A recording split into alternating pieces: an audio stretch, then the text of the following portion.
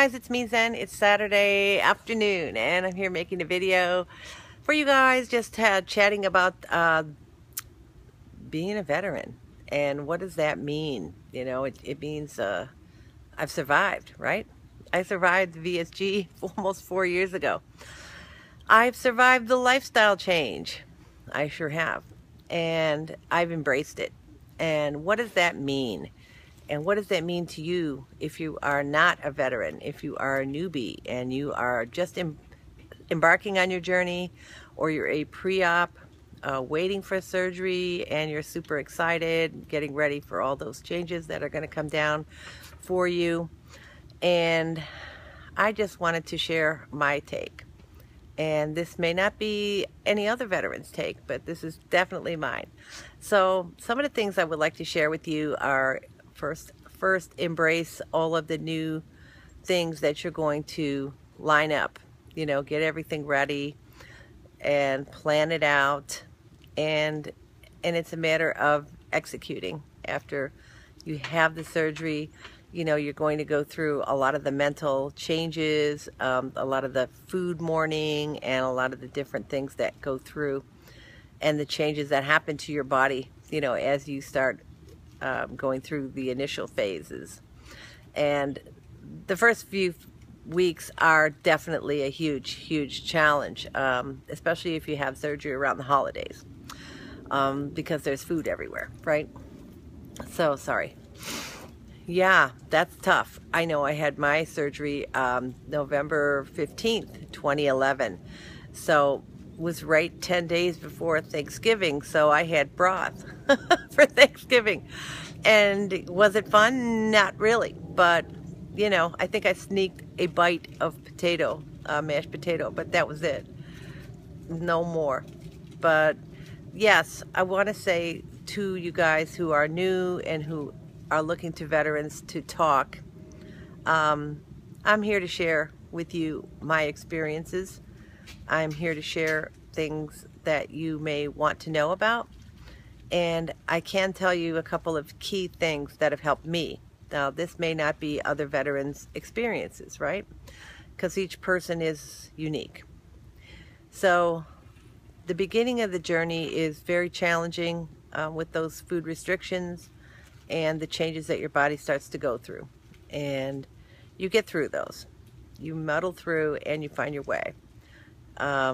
It would be great if you could start compiling a list and group of recipes that you can find on different websites for bariatric patients and from the community here. Those will be very helpful to you.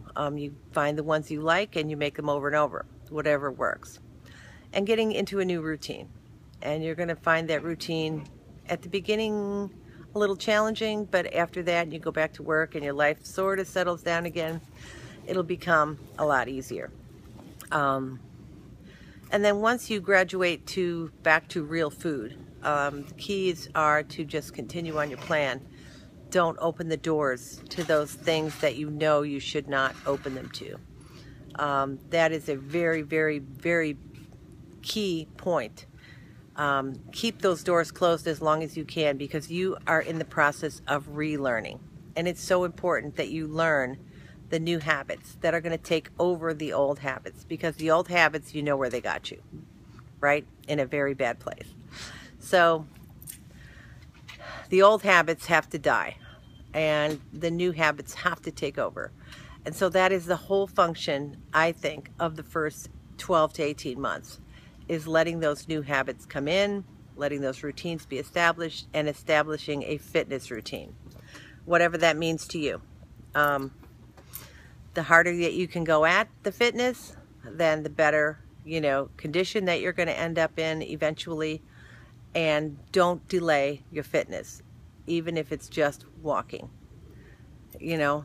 And then once you've developed a little stamina, then, you know, if you can and you don't have injuries in your shoulders and arms, pick up some weights, you know, light weights. Start doing some exercises. And for you guys, you know, you're going to do some of that stuff anyway, most likely. But for gals, you know, embrace, go to a gym if you don't have the motivation to do it at home. Get into a routine and just go every day. or at least 5 times a week, and start conditioning your body.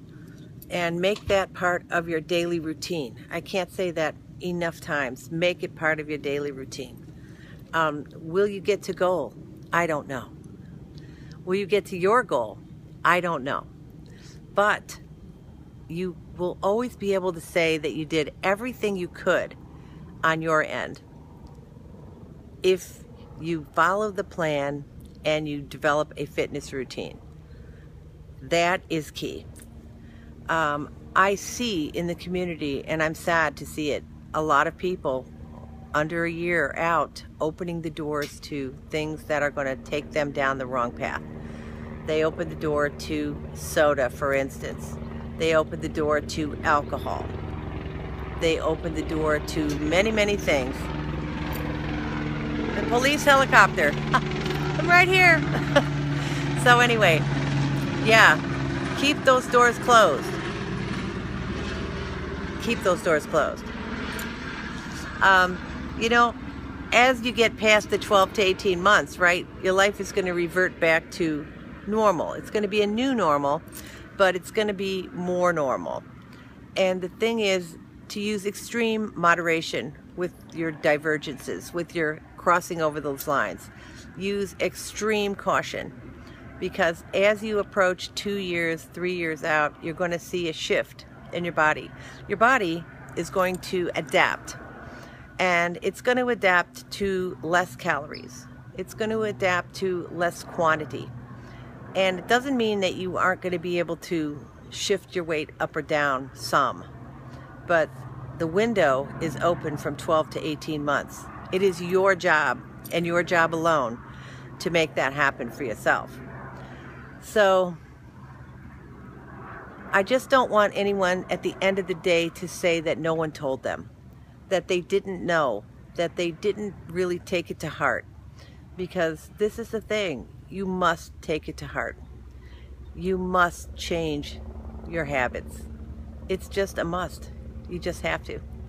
So going forward, just wanted to say that once you have those foods in your life and those things, those routine things that you've established, going forward in the next few years out, will you cross over the line more often?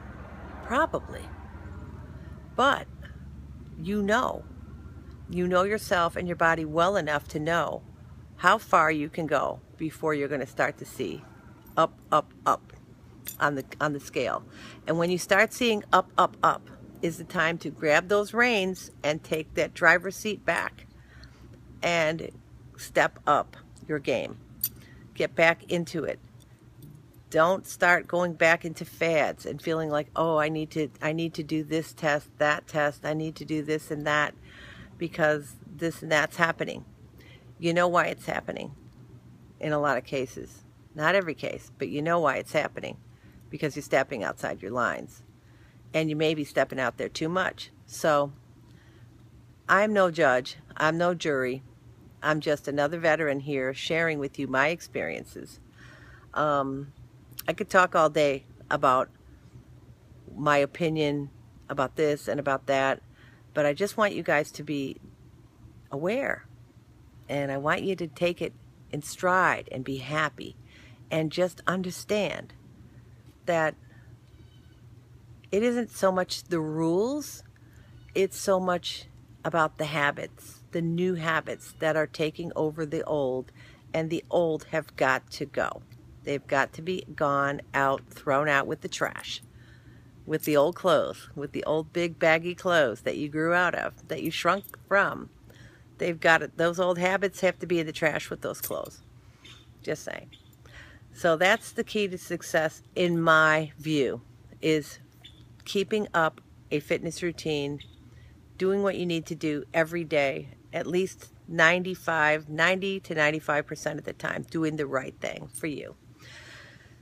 Being kind to yourself, not being overly harsh, not being overly judgmental of yourself. Just allow yourself to get where you're going to get, and then decide if that's a good place for you or if you need to do some more. But anyway, just sharing that. Sorry it's been long. Have a great night.